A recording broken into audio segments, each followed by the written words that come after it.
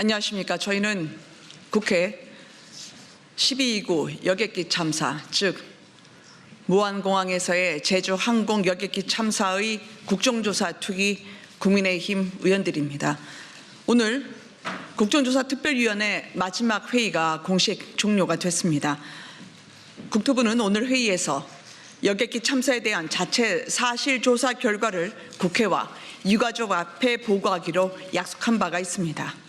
그러나 정작 국토부 장관을 포함한 국토부 관계자 일체 오늘 모두 나타나지 않았습니다. 국토부 장관의 노쇼는 직무유기입니다. 이재명 정부가 12.29 여객기 참사를 어떻게 대하고 있는지 그 민낯을 보여주는 겁니다. 사실 이유가 있을 겁니다. 그 노쇼는 국토부가 자체 사실조사 결과에 대해 쏟아질 비판과 지적을 마주할 자신이 없었기 때문일 것입니다.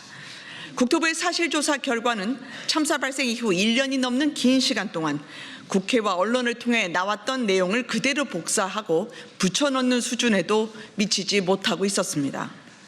이 국토부의 사실조사 결과 보고서는 2003년 콘크리트 둔덕의 설계 변경 경위와 2020년 계량공사의 구체적 경위 등 오히려 국정조사를 통해 드러난 사실조차 제대로 반영하지 못하고 있습니다. 죽음의 둔덕과 관련한 1999년 최초 설계도 작성, 2003년 설계 변경, 그리고 핵심 쟁점에 대한 2007년 개항 조건부 승인, 2020년 계량 공사, 2025년 시뮬레이션 보고서 등 그 당시의 의사결정 과정과 책임자가 모두 누락돼 있습니다. 이러한 국토부 조사 결과는 책임 규명이 아니라 오히려 면죄부로 작용하게 될 가능성이 큽니다. 새로 출범된 경찰 특별수사단은 12월 29일 여객기 참사의 진상규명에서 여전히 채워지지 않은 5개 공백에 대해서 전면적인 수사를 개시해야 합니다. 첫째, 무안공항의 콘크리트 둔덕이 1999년 최초 설계 보고서에선 없었지만 설계 도면에 추가되도록 결정한 사람이 누구인지 밝혀야 합니다. 둘째, 2열 가로 형태였던 콘크리트 둔덕이 2003년 19열 세로 형태로 더 높고 두꺼워지도록 결정한 사람이 누구인지 밝혀야 합니다.